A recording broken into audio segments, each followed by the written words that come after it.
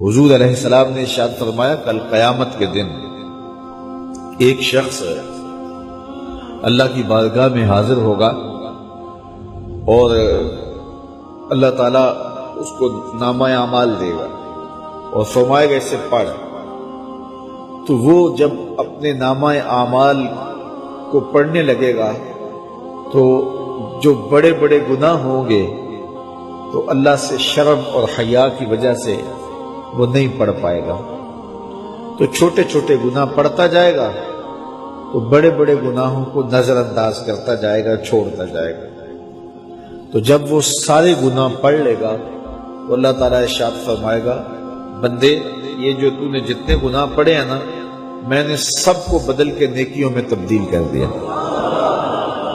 تو وہ جھٹ بولے گا اے میرے رب ابھی تو بڑے بڑے گناہ رہتے ہیں، وہ تو میں نے ابھی پڑھے ہی نہیں.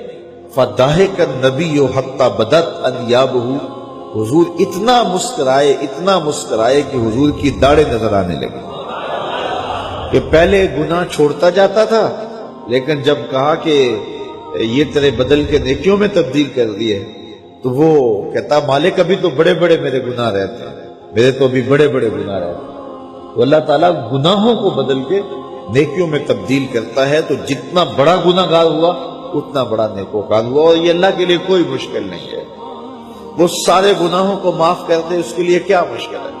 اگر سمندروں کی جھاگ سے بھی زیادہ گناہ ہے رب کہتا ہے میری چوکھٹ پہ آؤ تو صحیح، دامن پھیلاؤ تو صحیح، میری دہلیز پہ آؤ تو صحیح، میں تمہارے سارے گناہ معاف کر دوں بلکہ بدل کے نیکیوں میں تبدیل کر دوں.